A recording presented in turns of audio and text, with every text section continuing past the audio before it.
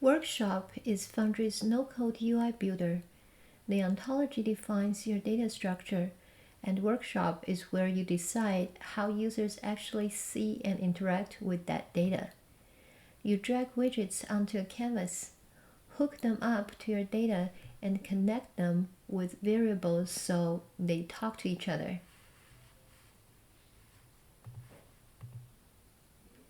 There are 3 things you need to understand. First is layout. That's your container structure, how you arrange things on the page. Second is widgets. These are the actual components your users see and click on, things like tables, charts, forms, and buttons. Third is variables, and this is the big one. Variables are what make your widgets work together. When a user clicks something in one widget, a variable updates, and every other widget that's listening to that variable responds right away. Widgets come in 3 flavors.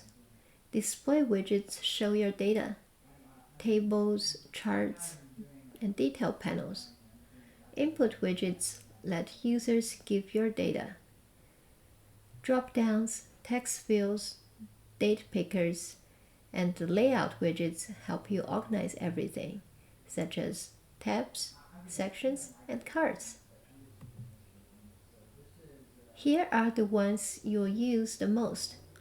Object list is great for browsing and filtering through your objects.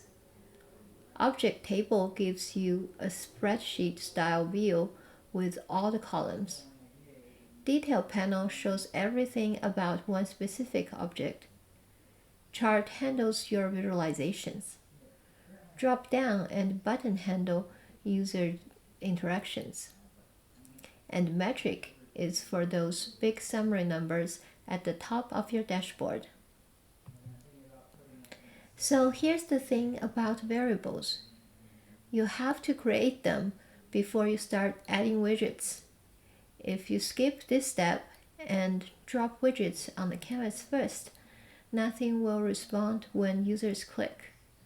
A variable can hold different things: a single object, a list of objects, a string, a number, or a date. Just make sure you pick the right type for what you need. And the order you build things is really matters. Start with your layout. Get the page structure right first. Then set up your variables. These are the wires that connect everything. And only then do you add your widgets and bind them to those variables. If you do it out of order, you will end up tearing everything apart and starting all over. So remember, layout first, then variables, then widgets. When a widget isn't showing any data, the first thing to check is always the data source. Is it pointed at the right thing? Object list and table pull directly from the ontology. Detail panels get their data from variables. Charts pull from aggregations. 9 times out of 10, the problem is just a misconfigured data source. Here's how interactivity works under the hood. A user clicks something that triggers an event. The event updates a variable, and every widget that reads that variable refreshes itself. It all happens instantly.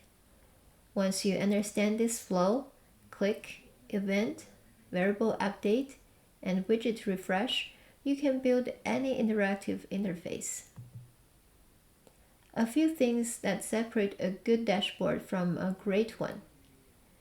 Make your column width proportional to how important each section is. Search should feel instant.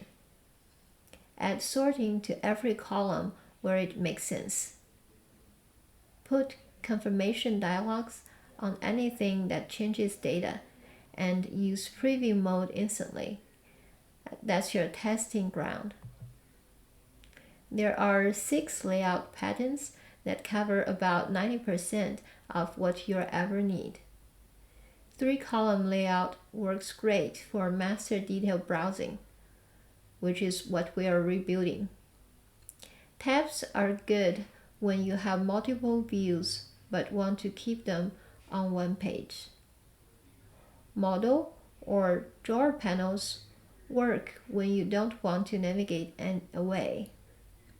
A dashboard grid is perfect for chart-heavy overviews. Form plus table is your classic search pattern, and sidebar navigation is for apps with lots of sections. Just pick whichever one fits your use case. In the next lesson, we will put all of this into practice. We will build a complete 3-panel maintenance dashboard. Property list on the left, work orders in the center, and detail panel on the right. We'll wire up all the variables, add filtering and hookup action buttons. By the end, you'll have a fully working dashboard that a property manager could use every day. Finish your homework for lesson 8 and mark complete. I'll see you in the next lesson.